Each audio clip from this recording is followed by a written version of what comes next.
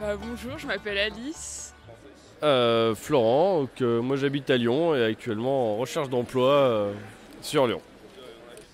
Moi je suis de passage à Lyon, là, Daniel, voilà, donc je vais à la FNAC pour regarder les bouquins, voilà. Je pense que c'est un mouvement qui est nécessaire actuellement, mais moi ce qui me dérange dans ce mouvement, c'est l'idée d'aller bloquer des routes avec les voitures.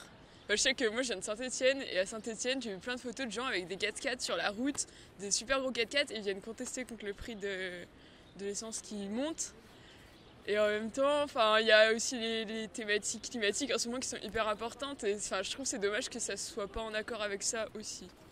Voilà, ce que je pense c'est que c'est assez ridicule tout ça, et que les gens qui ont décidé de vivre dans le périurbain et de ne pas se passer de voiture, sont coincés aujourd'hui. Moi j'ai fait l'expérience de la campagne, j'ai mis 2 ans. Et je suis rentré en ville parce que justement c'est des frais, c'est des complications et qu'en fait il faut s'adapter à de nouveaux modes de vie. Donc je comprends qu'ils ont des problèmes, mais moi je reste locataire, je suis contre la notion de propriété. Quand je peux me passer de voiture, je me passe de voiture. Voilà, donc je pense que c'est à chacun de s'adapter à la société d'aujourd'hui et de demain et de faire des efforts. Un mouvement assez général pour le coup en France. Après, les raisons, je les trouve un peu limites, qui sont purement économiques pour l'essence. Alors je pense qu'il y a plein d'autres bonnes raisons d'être allé plus tôt dans la rue. Maintenant, c'est toujours mieux que rien.